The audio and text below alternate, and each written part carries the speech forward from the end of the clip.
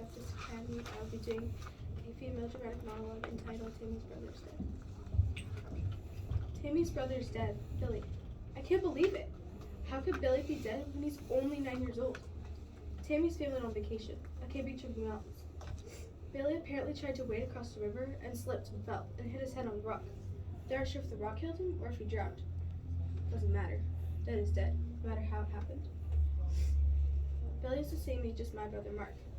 Tammy and I used to complain to each other about what pests they were, always tagging around after us, listening to our conversations. They were always asking us to take them into the supermarket to get a hot fudge sundae because they weren't allowed to go alone. A couple of times when Tammy and I would go bowling on Saturday afternoons, we would have to take Billy and Mark with us. We'd always make them sit on the other side of the arcade, away from us. Tammy called me this morning.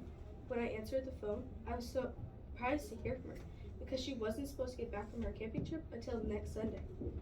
And then she told me Billy is dead, and I didn't know what to say. I was too shocked to respond.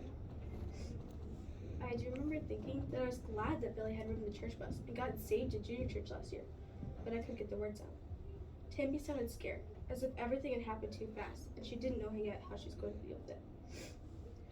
This afternoon, I bought some flowers and took them to Tammy's house.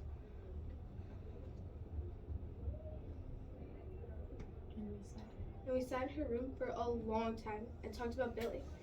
And even when we said our brothers were in pain, we really didn't mean it. I could tell Tammy was feeling guilty for every unkind thing she had ever said or done to Billy. So I tried to remind her of all the very nice things she had done for him. I reminded her of the time she sat outside the supermarket one whole Saturday with him because Billy had to sell candy bars for a school fundraiser and was too timid to do it alone.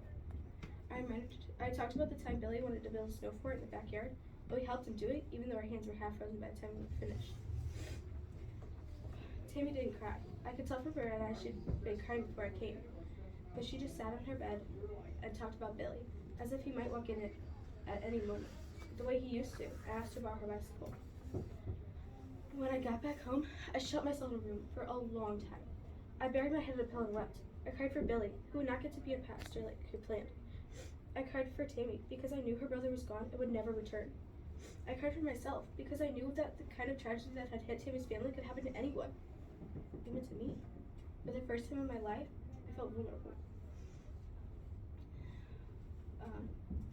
And then I remember the verse, "I will never leave you nor forsake you," and a peace came over me that I can't explain. I knelt by my bed and asked God to give Tammy and her family that same peace. When I got back, eventually the tears stopped. I washed my face and combed my hair. Then I went downstairs and looked for Mark. When I found him, I asked him if he'd like to go get a hot fudge sundae, my treat.